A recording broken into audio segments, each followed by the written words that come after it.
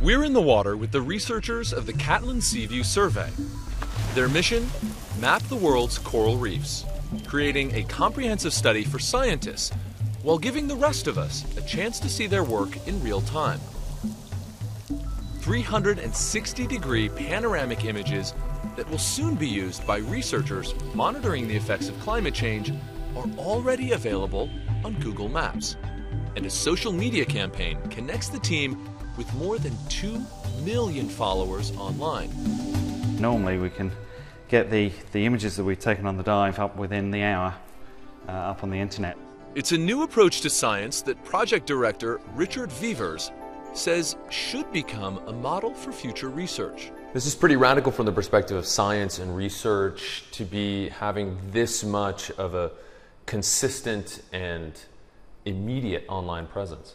Yes, and we wanted, that is an essential part of the Catlin Seaview Survey. It's really about trying to communicate the science as much as doing the science itself. Yeah, there's a greater purpose than just showing pretty pictures of fish to this endeavor to try and help people understand what's at risk here. Absolutely.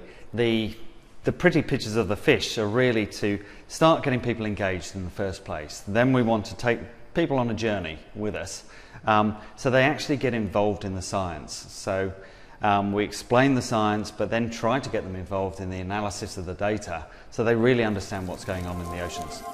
Coral reefs are a source of food and income for over 500 million people in more than 50 countries.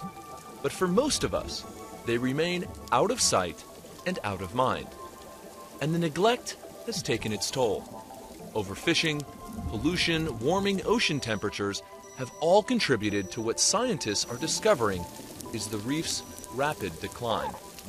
We had a paper published done at the Australian Institute of Marine Sciences that shows that half of the coral on the Great Barrier Reef has disappeared over the last 27 years.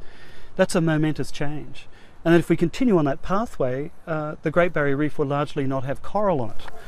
The Catlin team says waiting to share results simply isn't an option. The future health of the reefs needs to be understood now, and not just by researchers. There's amazing scientific work being done, but it's being read by up to sort of 100 people rather than the world. And we wanted to bridge this gap. Well, we need to bridge this gap between scientific awareness and public understanding.